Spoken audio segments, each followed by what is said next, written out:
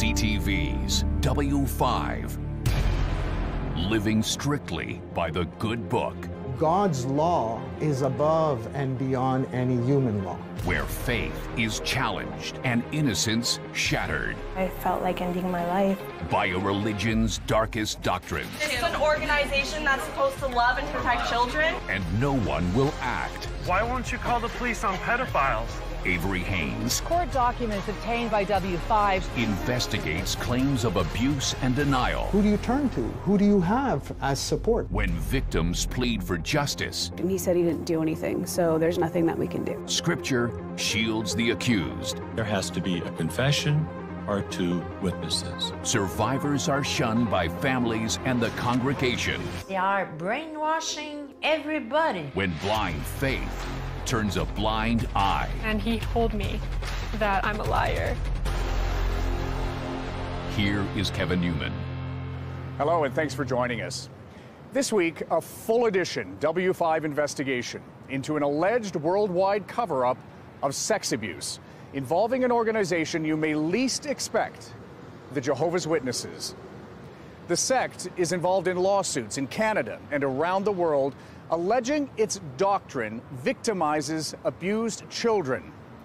W5's Avery Haynes travels to London, New York, California, and across Canada to hear from victims who say that religious rules and intimidation ensure trauma is rarely, if ever, reported to police.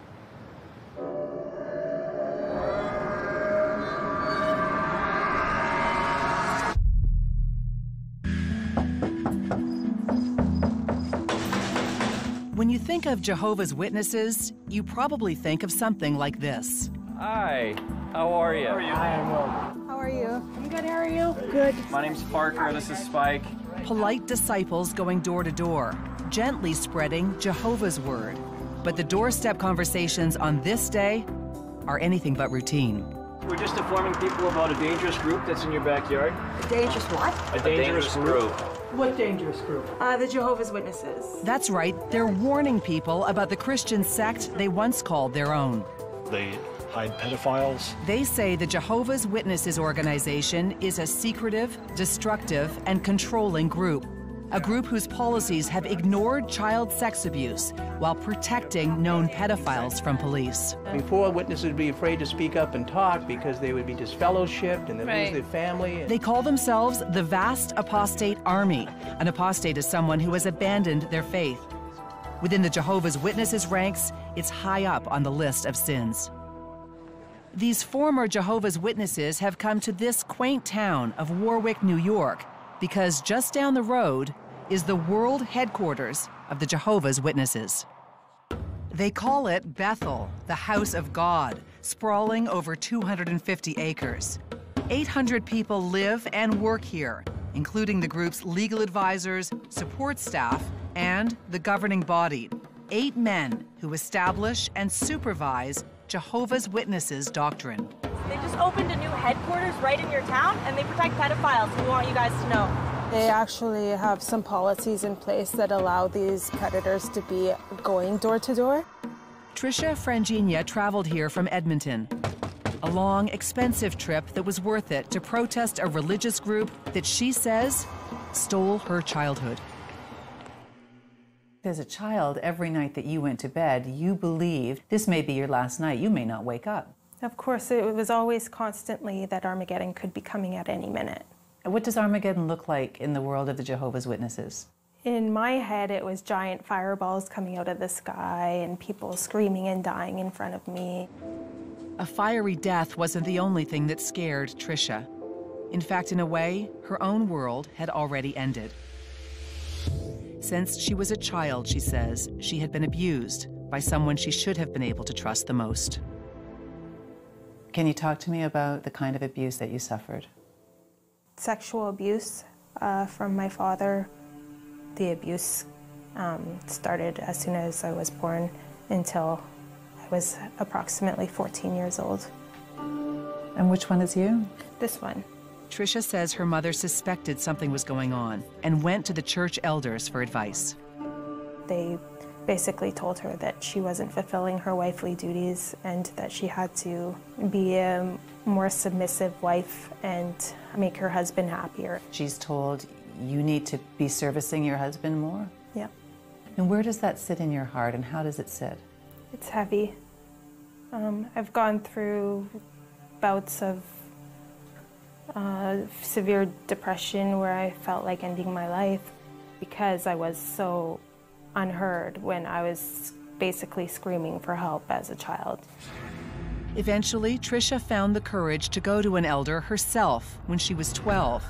Help is not what she found. And I explained to him what was going on, and he said, I don't have any proof and I don't have any witnesses, so I need to respect my family and not to bring it up again. You told an elder that your dad was sexually abusing you, and he said, show us the proof? Mm-hmm. They put the onus on the victim to produce 2 credible eyewitnesses to their assault. And by credible eyewitnesses, they mean other Jehovah's Witnesses that saw it with their own eyes. It's actually called the 2-witness rule, inspired by passages from both testaments of the Bible. So it's not as though the Jehovah's Witnesses have just made up their rules. I mean, they've taken stuff from within their translation of the Bible to validate their policies. Yeah, absolutely. André Gagné is a theology studies professor at Montreal's Concordia University. You find a passage here in Deuteronomy chapter 19. No single witness may convict another for any error or any sin that he may commit.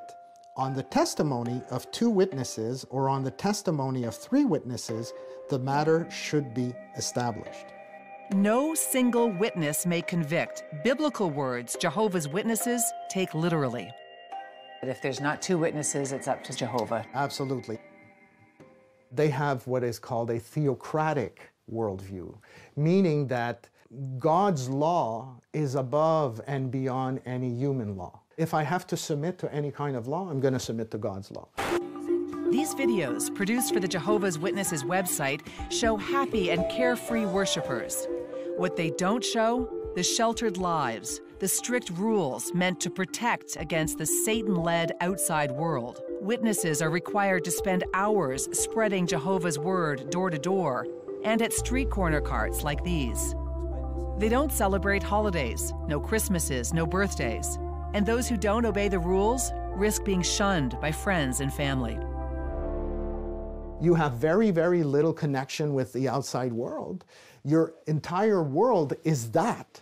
So if you're shunned from that, who do you turn to? Who do you have as support? It's very difficult. And Jehovah's Witnesses believe in Armageddon, the final battle between God and all wicked humans. They believe it'll happen any day now. Armageddon is a battle. It's a battle against the forces of darkness, and the only way to be saved is to actually follow Jehovah and adopt our interpretation of the Bible. That's essentially it. Perhaps the most controversial of their beliefs has been their policy on what to do with child sexual abuse allegations.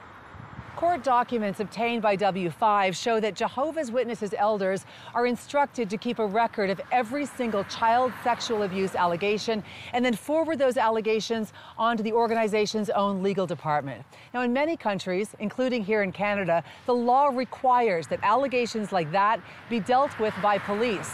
And yet there's ample evidence that calling the police has not been the regular practice of the Jehovah's Witnesses. Back in New York, excuse me, folks, can I have a moment of your time? One of the protesters does inspire Jehovah's Witnesses to call police. His name is Zeb Leatherman, and when he's not peacefully handing out flyers, Howdy, folks. He's doing this. Just another day in the office. Zeb strolls in and interrupts Jehovah's Witnesses' services. We have a special announcement. It's concerning the 2-witness rule. Telling the congregation their religious sect has some dark secrets. We're going to ask you to leave, sir. And this hasn't happened just once. For the past month, Zeb has driven some 4,000 kilometers across the United States, stopping uninvited at 60 Jehovah's Witnesses churches, which are called Kingdom Halls. Our Heavenly Father, We don't have to listen to these men anymore.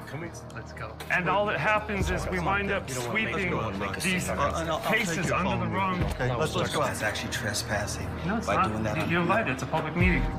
What's going through your mind when you open those doors to the Kingdom Hall and know what you're about to do? Pretty scared, but is there another way? I don't know another way right now, so I stick with this one. Get off the premises? I'm calling the police. Really? Yes. They usually call the police, and then they usually grab me, manhandle me, and throw me out. Hold on. Hey. Why won't you call the police on pedophiles? Hey. It's the only way I personally know that I can really make a difference. I don't like doing it. It doesn't feel right. And some places it might be illegal, but I don't know another way to teach that many people at one point in time. You come in here to disrupt us? I am. I'm trying to tear down the tower. Zeb was born into a Jehovah's Witness family, but left in his 20s when he started doubting their strict interpretation of the Bible, including that two-witness rule. Now, his entire family shuns him. What's your point? Why are you doing this? Because my ultimate goal is to free my family from this cult. Today, Zeb won't be alone. When he slips into this Kingdom Hall, just outside the religious group's world headquarters, a dozen of his fellow protesters will join him. They've sneaked in and spread out among the congregation. And as soon as the opening hymn ends, they start the interruptions, camera phones rolling. If I could just have your attention for a moment, guys. I want you to ask your elders about the two-witness rule, because the authorities are not called when children are abused. The Watchtower Bible and Tract Society of New York is being investigated. I'm talking here, sir. I'm sorry. We're asking you very nicely at this time to leave. So please Google all you can, folks. Learn all you can so that you can maybe escape this cult. Abandoning their hope. I have no more time in my life for you guys. I'm done with this whole thing, man. When all faith is lost. It really does destroy your soul. When W5 continues.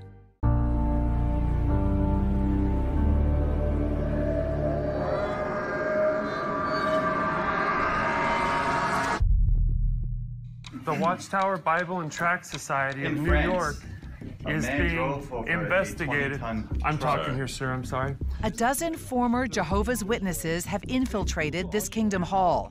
It's a few miles from the religious sect's world headquarters in New York State. Among them, Canadian Tricia Frangina from Edmonton. My father sexually abused me for the first 14 years of... They say Jehovah's Witnesses' policies fail to protect child sex abuse victims, shield pedophiles, and shun people who speak out. And they want this congregation to hear what they have to say. I was raped and was told you shouldn't have done that, and I was disfellowshipped for it. 18 years old and not allowed to have my mother talk to me for a year. One after another, the protesters stand up to make disturbing allegations. Allegations that many of these congregants have likely never heard before. My ex-husband is a pedophile. He raped 2 children in the Kingdom Hall. He is still allowed to be talked to by everybody. This is an organization that's supposed to love and protect children. Your invitation to be here has been revoked. Don't shun your children. JWFacts.com. After several minutes, everyone is finally ejected, and the chaos spills outside. But the accusations continue. Can I ask you, how many pedophiles have you encountered in your record as an elder? I'm sorry, there's no comment. Yeah, you treat us like we're dead. I will not hate you guys. I will not hate you. You look at me like I don't exist. I'm telling you as a man, I'm right here. So I have no more time in my life for you guys. I'm done with this whole thing, man. Done. A single police officer shows up, and the group slowly leaves. They reassemble in a parking lot across the street, happy they forced a different point of view into fresh ears. Tricia Frangina, who says she survived years of sexual abuse as a child, thinks the protesters' plan wasn't perfect, but it's still worth celebrating.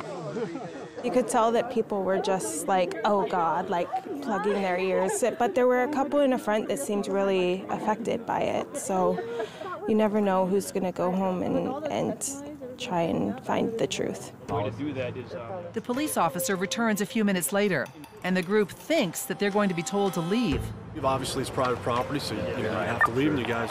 But instead of asking them to clear out, he has something else on his mind. Holy Spirit, what's your view on that? It's an active force, just like we're breathing here. For the next 20 minutes, the group and the cop talk religion. I know the Christian church and the Jehovah's Witness obviously have some theological differences. The reception much friendlier than what they got at the Kingdom Hall. All right, well, good luck up there, and good luck to the war with police officers up there. Thank you so much. Have a really good rest of the day. Have a great day. The group may be small and their tactics improvised, but what they're saying echoes a much larger movement that's being heard in courts and high levels of government around the world. I swear by Almighty God. In 2015, an Australian Royal Commission investigated how the Jehovah's Witnesses organization handles allegations of child sexual abuse and how often those allegations are reported to police. It's not done unless there's a legal requirement for it to be done, is there? That is true. After weeks of testimony from victims, elders, and experts, the commission concluded, we do not believe that children are adequately protected from the risk of sexual abuse. They went on to state, we do not consider the Jehovah's Witness organization to be an organization which responds adequately to child sexual abuse. In this exchange, senior counsel of the commission, Angus Stewart, refuses to let a Jehovah's Witness elder deflect blame. What ability have we got to protect every child in Australia? What you can do is you can report to the child protection authorities. And that is done in some cases. But generally it's not done, is it? No. The commission also uncovered what had, up until that moment, been just a rumor, that the Jehovah's Witnesses kept a secret database of every single known and suspected child abuser within their congregations. Not one was reported by the church to secular authorities. Since 1950, JW elders in Australia have documented potential child sexual abuse cases against 1,006 members. Not one of them ever reported to police. Half a world away, Jehovah's Witnesses are also coming under legal scrutiny in the United Kingdom. How difficult is it to litigate the Jehovah's Witnesses? They're extremely difficult to litigate against. Kathleen Hallisey is a London-based lawyer who won the first ever judgment against the Jehovah's Witnesses in the UK for historic sexual abuse. Her office has become the go-to law firm for challenging the Jehovah's Witnesses. Do you believe that the Jehovah's Witnesses have a policy that purposefully protects pedophiles and puts children at risk? I do. I would describe it as a scandal and a global cover-up and a protection of abusers. At the risk of children? Absolutely. Hallisey says a British public inquiry is looking into how institutions have failed to protect children from sexual abuse, and there's now public pressure to open a separate investigation that focuses solely on Jehovah's Witnesses. If you have a policy that requires there to be a second witness to child abuse, it means that virtually every allegation of child abuse is going to go no further. And that puts the child at risk, it puts other children at risk, and it protects the person who's the abuser. And now Canada has joined the fray. 2 class action lawsuits have been filed against the Jehovah's Witnesses, officially known as the Watchtower Bible and Tract Society. The courts haven't yet certified either lawsuit, which accused the organization of failing to protect children from sexual abuse. It is a captive organization, so that means you can never leave. Christian Gutierrez was one of those children. He's the public face of one of the lawsuits, a suit that seeks $66 million and will represent dozens of alleged victims. I like this one. Christian and his wife Katya live here in Calgary. Christmas ended months ago, but their apartment is still peppered with decorations and even a tree. We are obsessed with Christmas because we've only celebrated Christmas 4 times. We weren't allowed as Jehovah's Witnesses, so it's really special and we try to keep it up as long as possible. 4 years ago, both were disfellowshipped, cut out and shunned because they started questioning the authority of the leaders. But it took years of fear and abuse to get there, starting when Christian was just a child. I remember I used to be a child that liked to dance a lot, and as I was getting older, that started to stop. I remember coming to sit on the couch with my father, and he would have the book on one side and he would have the belt on the other side, ready. If I didn't summarize what I had read properly, I would get a spanking. And beating. Yeah. The strict corporal punishment was nothing compared to what happened to Christian when he was just 5. I was hurt as a child by this man. It was very upsetting because to this day, certain smells can make me remember it. If I hear someone buckling their belt, you know, it brings me back to the memories of it. The past is still too painful to relive in detail, but Christian says he was sexually abused by a man in his congregation. When my father found out, I got in very big trouble. And that is one of the most crushing moments, because what you need is you need help and you need support. And what I got from him was, why did you go to the elders? Does anyone say to you, oh, Christian, we need to go to the police. Who is this? Are you okay? It was never brought up to go to the police, not once. Instead of calling the police, Christian says elders told him he could heal himself by reading. They gave me magazines of their own literature on sexual abuse, and that these magazines were gonna help me to get better. They were gonna make me feel better from what I went through. Whatever happened to the man who sexually abused you? To my knowledge, nothing has happened. Is he still in the organization? I believe so. Katya knows her husband's pain. She knows what it's like to grow up as a Jehovah's Witness with a dark secret. Parts of your childhood are in here. Is it weird to look through these photographs? It is, because like it's my childhood and you want to look at them and be happy, but it just reminds you, like it reminds me of all the bad times. Even back then, Katya couldn't hide her misery, not even from the camera. In my eyes, you can just see sadness. It's just sadness. Sunglasses could shield red, puffy eyes, but they couldn't hide the haunted face of a victim. And it's kind of PTSD looking at a picture of me at that age in a bathtub, because that's the time I had certain abuse happen to me was in a bathtub. Do you want to share with us what happened to you, Katya? Yeah, I was sexually abused by a close family relative of mine, and this person was also an elder and also a Jehovah's Witness. I don't feel like going into exact detail of what took place, but I was, sexually touched. I was just very stressed and scared, and I had a lot of anxiety. So much anxiety that at the age of just 10, Katya took a kitchen knife into her room and held it to her wrist. I feel like I was going through all this and nobody noticed. And I was looking for someone to help me.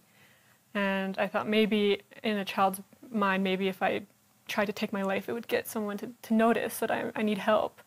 Before Katya could hurt herself, her mother found her with that knife and rushed her to the hospital. So you get to the hospital, and what did the doctors at the hospital say to you? They did a lot of questioning just on my history, what my family life was like. They asked me, is there anything else that you want to share, anything else that's causing you to feel scared at home or anything or in your life? And that's when I said, yeah, there's something else that I want to say. And I told them that I was being sexually abused at the same time. You told the doctors? Yeah. And it was one of those doctors who called the police. Shortly after, a close family member of Katya's was charged with sexual assault and sexual interference. But things did not get easier. After speaking to police, Katya was summoned to talk to the elders, a 10-year-old girl in a room full of men. What did they specifically ask you about the sexual abuse? I remember the elders actually asked me, do you know if there's 2 other witnesses involved to this? And I said no. And they said, well, there's nothing we can do, leave it in Jehovah's hands. They didn't even say, "We're sorry to hear what happened to you," or anything. Katya says one elder took it even farther. And he said if you really were sexually abused, that you would have squealed like a pig, which you did not, which means it never happened. And he told me that I'm a liar and that I need to clear this person's name and tell the police what I said was not true. Katya refused, but it didn't matter. Before the trial, her alleged abuser fled to Europe, where he lives to this day and is the father of 2 young girls. You both feel in your experience that this organization protected the pedophile at the detriment of the child, of you both. Oh yeah, for sure. It really does destroy your soul. It's almost like, in my opinion, it is murder, because you kill the person inside. Hiding the crimes. The written policy was, we keep known child molesters secret. While victims suffer. My innocence was taken away. When W5 continues.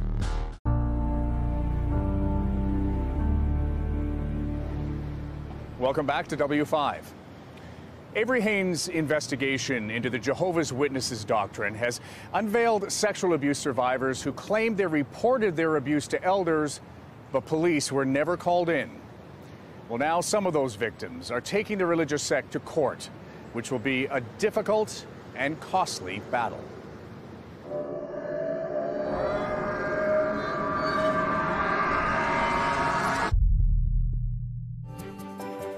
All around the world, people come together every week at places of worship called Kingdom Halls.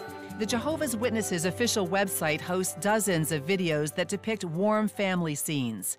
It's a stark contrast to the emotional court battles and international investigations that allege the organization has covered up child sex assault cases. Now, 2 class action lawsuits have been filed in Canada, one for $66 million. Neither has yet been certified to proceed. There's one place with a long history of taking on Jehovah's Witnesses, and it's right here in California. Dozens of civil suits have been filed against the organization in this state, each of them settled quietly out of court, except for one, the historic case of Candace Conti. Now, Candace was just 9 years old when she went out door to door, spreading the word of Jehovah. Because she was so young, she was sent out with an older man, a man who had something else on his mind, and it had nothing to do with God. Do you feel stronger after all of this? I do. There's a lot of times where I don't, but I do. Candace grew up as a Jehovah's Witness and from an early age embraced everything it seemed to offer. She wanted to get to heaven for a very specific reason. My grandfather died at a really, well, for me, a really young age. And the thought that I could see him again was one of my driving forces to be the best Jehovah's Witness that I could be. And to do that, you know, you spend your time, you spend your energy, you go out and you talk to people, and you try to bring them into the fold. Candace's door-to-door minder was this man. Jonathan Kendrick was 41 years old in 1995. Instead of taking Candace to preach Jehovah's word, he took her to his own house, repeatedly, for more than a year. How old were you? I was 9. Can you give me a sense of what happened when you were a 9-year-old girl? I was taken advantage of. My innocence was taken away. Her innocence may have been taken away, but her fight most definitely was not. Candace kept the abuse secret for years, but when she was 16, she searched Kendrick's name online and found this, a public child abuse database. He was a convicted child molester. She knew she had to speak up. The sense of guilt that I had felt, I think, had pushed me to trying to prevent this from happening to other children. Candace reported her allegations to an elder. It didn't go well. You walked in and said to the elders, I'm also a victim. I am also a survivor of this man. And what did they say to you? I was literally told, quote unquote, what do you want me to do? Start a holy crusade? Months passed and Candace was finally summoned by the elders. They told her they had interviewed Jonathan Kendrick. And he said he didn't do anything, so there's nothing that we can do. You know, and so that's where that terrible, hideous two-witness rule comes into play. The two-witness rule, a Bible-inspired doctrine that dictates elders cannot discipline someone unless there are two witnesses to the alleged sin. You can't even really wrap your head around that, you know, a two-witness rule. I mean, you don't have one witness to a child molestation, you know. So but Candace didn't back down. Instead, she got a lawyer. I describe Candace Conti as the client that I hope every good lawyer gets once in a career. Rick Simmons was Candace's lawyer. These are exhibits, and they represent a couple of smoking guns in the Candace Conti case. They do. One is a letter sent by the elders at North Fremont Congregation, where Candace had been a member all of her life, 2 years before the sexual abuse of Candace by Jonathan Kendrick began. The letter says Kendrick admitted to elders that he sexually assaulted a girl before they paired him with Candace. In this deposition video, you can hear Rick Simmons ask an elder about that admission.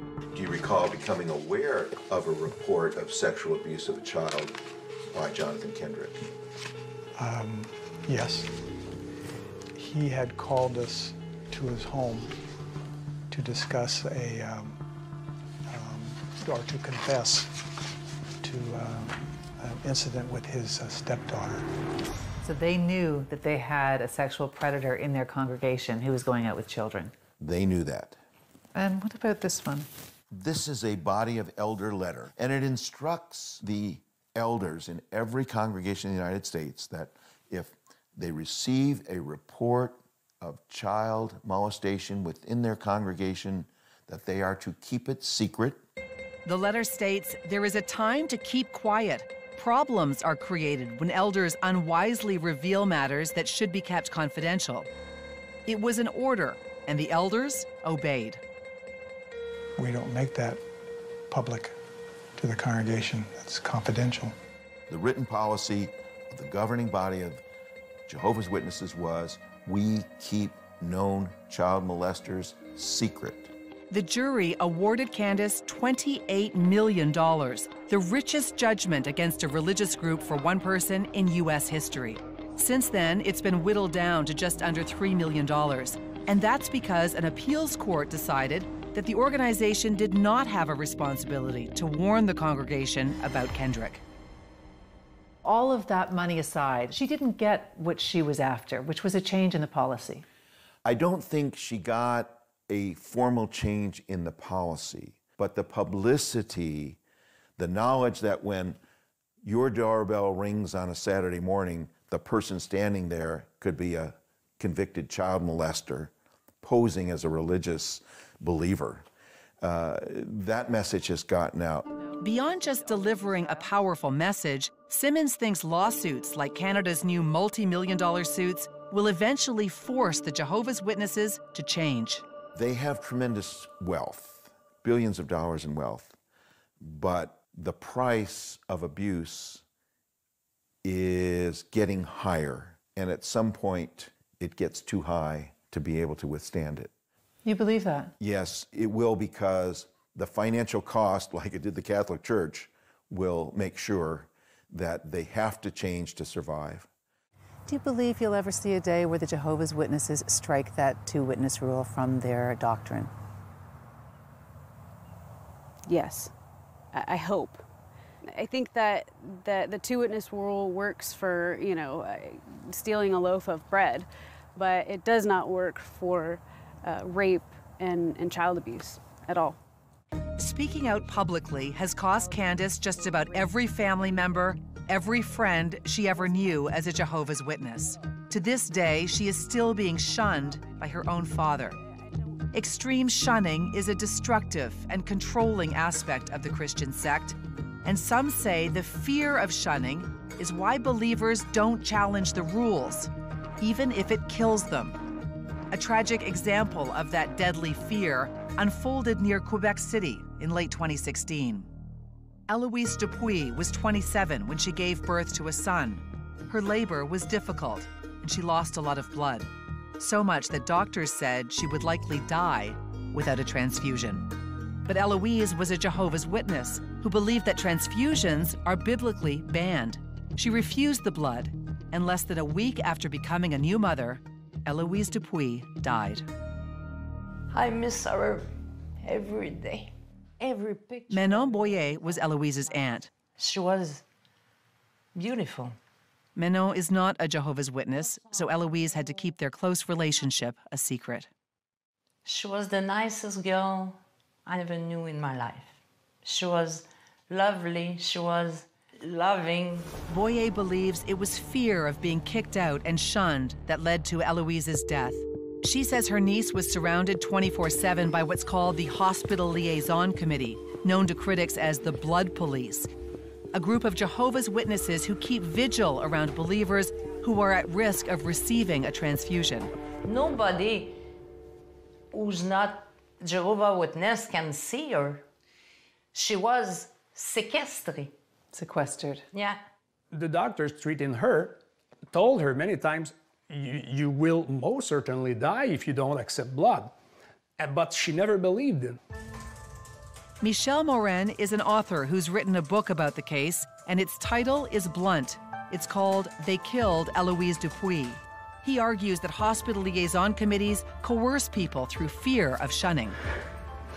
If you get blood, you will be disfellowshipped, so your family won't talk to you again, you will lose access to the paradise, etc., etc. And so there is so many threats, you know, and so many pressure put on these people that we're not talking about free will here. Even if a competent doctor tells her about the reality of blood transfusion, he has like 24, 48 hours to convince her and to change 20 years of deception, of lies. It's an impossible task. A coroner's inquest concluded Eloise was not unduly influenced by fellow Jehovah's Witnesses, a ruling her aunt thinks is absurd. She believes Eloise wanted to live, but the fear of being kicked out and shunned was too powerful. They are brainwashing everybody. You have no choice when you are a Jehovah's Witness. You don't have the choice to think. She didn't deserve that. And I miss her a lot. Shaking the foundations. We're out here just to talk to people and warn them of a rock-solid belief. We will never change our scriptural position on that subject. When W5 continues.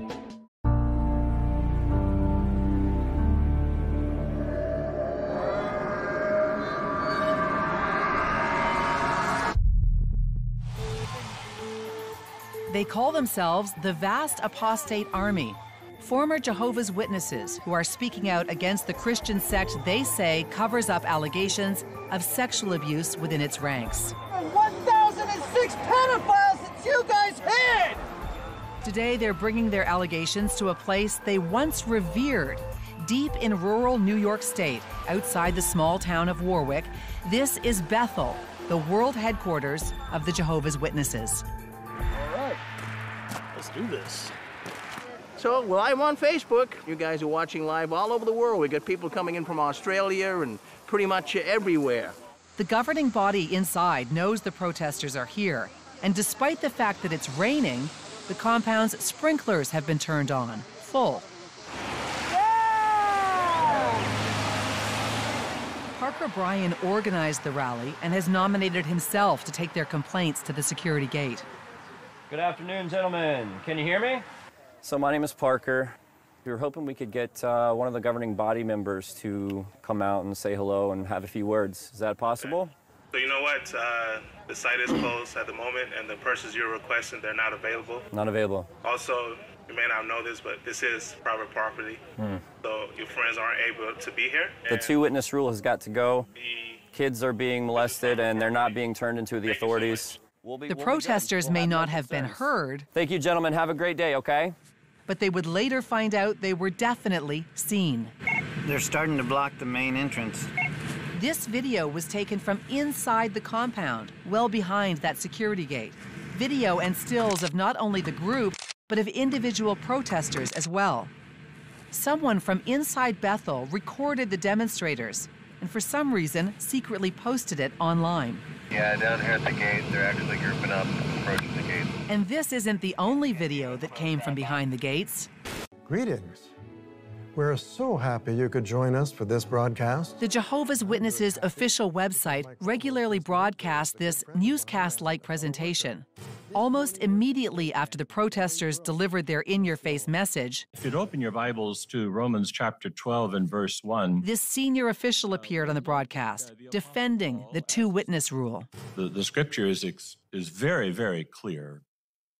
It says, no single witness may convict another for any error or any sin that he may commit.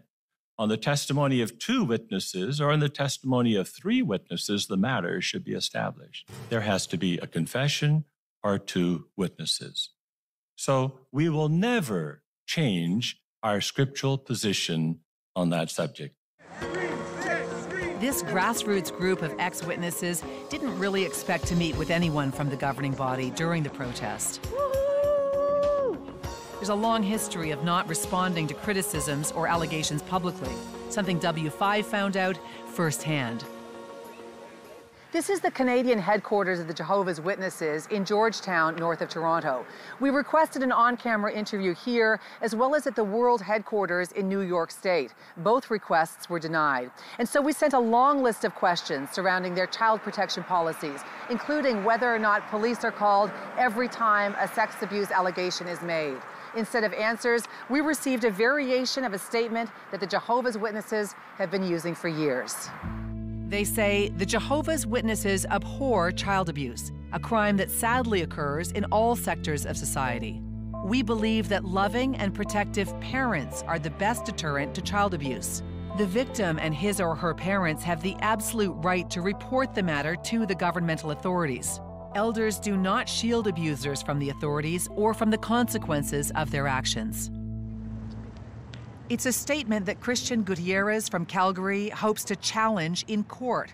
Christian is the public face of a $66 million class action lawsuit filed against the Jehovah's Witnesses organization in Canada.